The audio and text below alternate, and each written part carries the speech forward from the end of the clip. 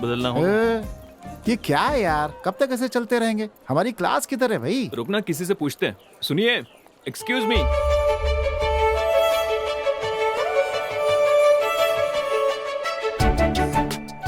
अबे देख क्या रहा है, जाके पूछना उससे। जाना। अबे कर क्या रहा है? नहीं नहीं मतलब जाके sorry. पूछना, पूछ जा। सुनिए, हाँ। ये बीकॉम फर्स्ट ईयर क्लास कहाँ है, जानती हो?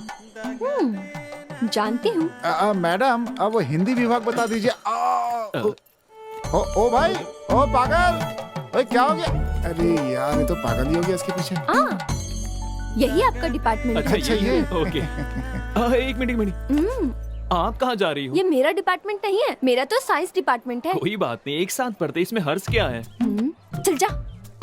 So cute, so cute.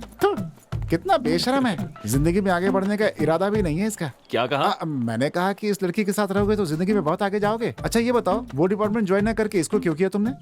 Satish, हाँ। षड्यंत्र। इसका कारण हाँ। वो महेंद्र वर्मन है। बेटा, आर्ट ग्रुप से तुम्हें साइंस ग्रुप में नहीं डाल सकते। क्यों?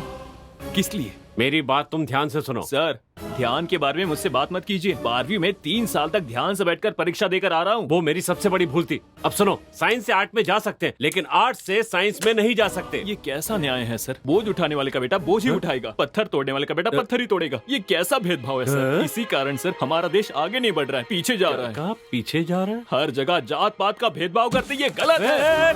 सॉरी सर, इस तरह का भेदभाव कर दिया है। बस हम स्टूडेंट्स ही एक थे सर, अब उन्हें भी डिपार्टमेंट के नाम पर आपने बांट दिया है।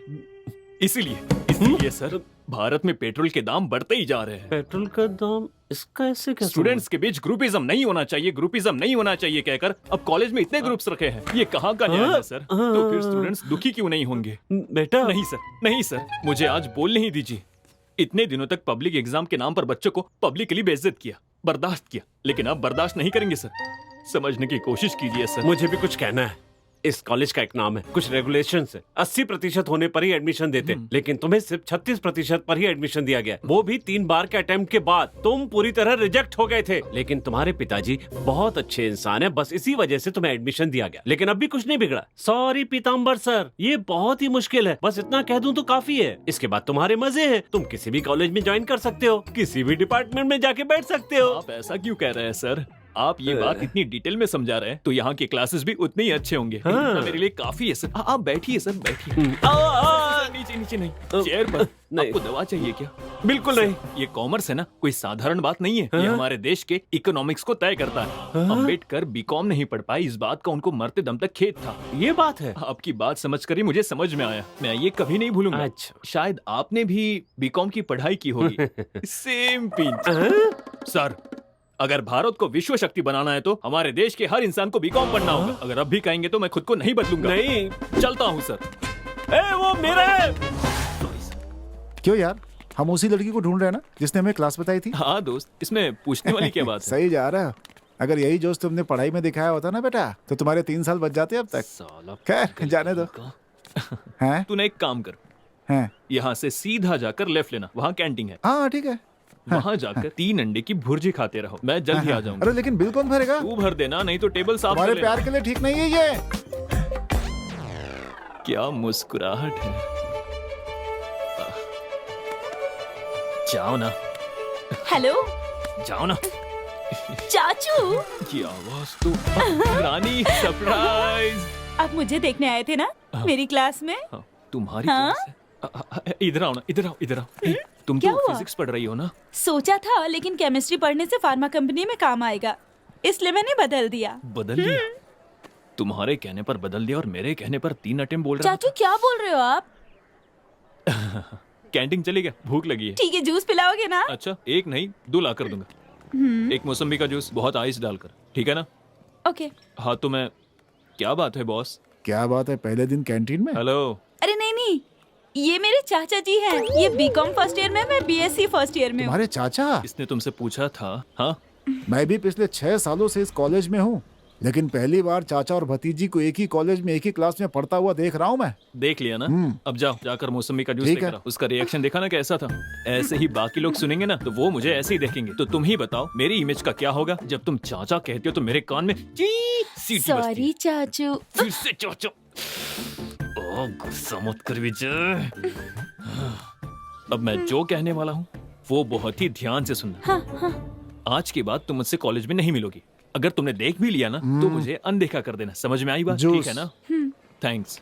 ये रिश्ते, नाते, प्यार सब कुछ घर तक ही रहना चाहिए। अगर बुलाना ही हो तो विजय कह के भी बुला सकती हो, लेकिन चाचा कहकर नहीं बुलाओगी प्लीज। सॉरी चाचू। फिर से चाचू। तुझे तो मैं जान से मार दूंगा। ना। हाँ बोलो, हाँ बोलो, हाँ। जूस पी लो और यहाँ से निकलो। पागल कहेगी। ओके चाचा जी। अरे यार फिर से। अब याद रखना।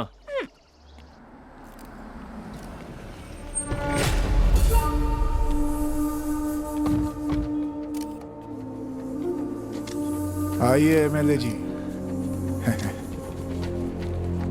आपके आने से बहुत खुशी हो रही है। आइए आइए, नमस्ते।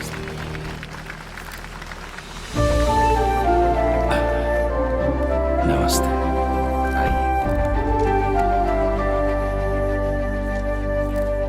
आप सामने जिसको देख रहे हैं ना, वो तिलक का बेटा पीताम्बर है।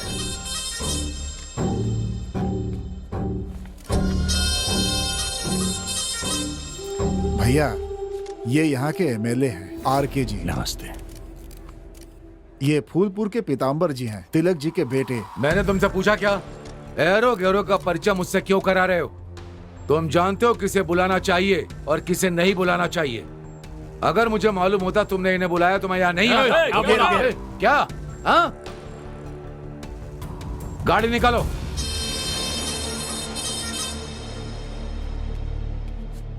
भैया, हाँ? आप इन्हें पहले से